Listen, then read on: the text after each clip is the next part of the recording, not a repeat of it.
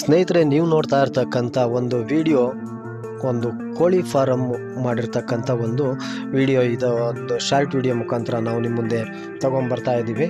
ನೋಡ್ತಾ ಇರ್ಬೋದು, ಈ ಶೆಡ್ನ ಮಾಡಿರೋದು ಶೇರೆವಾಡ ಹುಬ್ಬಳ್ಳಿ ಹತ್ರ ಸ್ನೇಹಿತರೆ. ಇದು ಒಂದು ಕೋಳಿ ಫಾರಮ್ ಆಗಿರ್ತಿದೆ. ಇಲ್ಲಿ ಏನು ವರ್ಕ್ ಮಾಡಿದ್ದೀವಿ ಎಲ್ಲ ಪ್ರತಿಯೊಂದು ವರ್ಕ್ನೂ ಸಹ ನಾವೇ ಮಾಡಿರೋದು.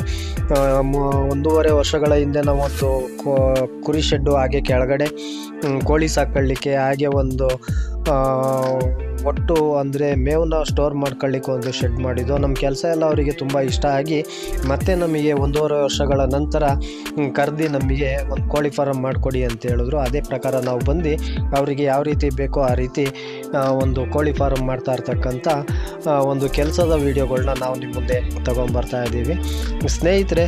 ಈ ಶೆಡ್ನ ಮಾಡಿರೋದು ಶೇರೆವಾಡ ಹುಬ್ಬಳ್ಳಿ ಹತ್ರ ಸ್ನೇಹಿತರೆ. ನೋಡ್ತಾ ಇರ್ಬೋದು, ನಾವು ವರ್ಕ್ನ ಯಾವ ಥರ ಮಾಡ್ಕೊಂಡು ಹೋಗ್ತಾ ಇರ್ತಿದ್ದೋ ಅದೇ ರೀತಿ ಅವ್ರದ್ದು ಏನು ವರ್ಕ್ ಇತ್ತು ಆ ವರ್ಕ್ನು ಸಹ ಅವರು ಕಂಪ್ಲೀಟ್ ಮಾಡ್ಕೊಂಡು ಬರ್ತಾಯಿದ್ರು. ಸುಮಾರು ಒಂದು 4 ರಿಂದ 5 ಅಡಿ ಸುತ್ತ ಗೋಡೆನ ಕಟ್ಟಿಸ್ಕೊಂಡಿದ್ದಾರೆ. ಅದ್ರ ಮೇಲ್ಗಡೆ ನಾವು ಒಂದು ಮೆಶ್ ವರ್ಕ್ನ ಮಾಡಿಕೊಟ್ಟಿದ್ದೀವಿ. ಅದ್ರ ಮೇಲ್ಗಡೆ ಒಂದು 4 ಅಡಿ ನಾವು ಸೈಡು ಸೀಟ್ನ ಕ್ಲಾಡಿಂಗ್ ಮಾಡಿದ್ದೀವಿ ಸ್ನೇಹಿತರೆ. ಅವರಿಗೆ ಮುಂದಿನ ದಿನಗಳಲ್ಲಿ ಏನಾದರೂ ಅವರು ನಮಗೆ ಕೋಳಿ ಸಾಕಾಣಿಕೆಯನ್ನು ನಾವು ಕೆಳಗಡೆನೇ ಮಾಡ್ಕೊತೀವಿ, ನಮಗೆ ಕುರಿದು ಒಂದು ಪ್ಲಾಟ್ಫಾರಮ್ ಹಾಕ್ಕೊಡಿ ಅಂತಂದರೂ ಸಹ ಅದಕ್ಕೆ ಬೇಕಾದ ರೀತಿಯಲ್ಲಿ ನಾವು ಒಂದು ಹೈಟ್ನ ಮ್ಯಾಚ್ ಮಾಡಿಕೊಂಡು ಮಾಡಿರ್ತಕ್ಕಂಥ ಶೆಡ್ಡು ಇದಾಗಿರ್ತದೆ.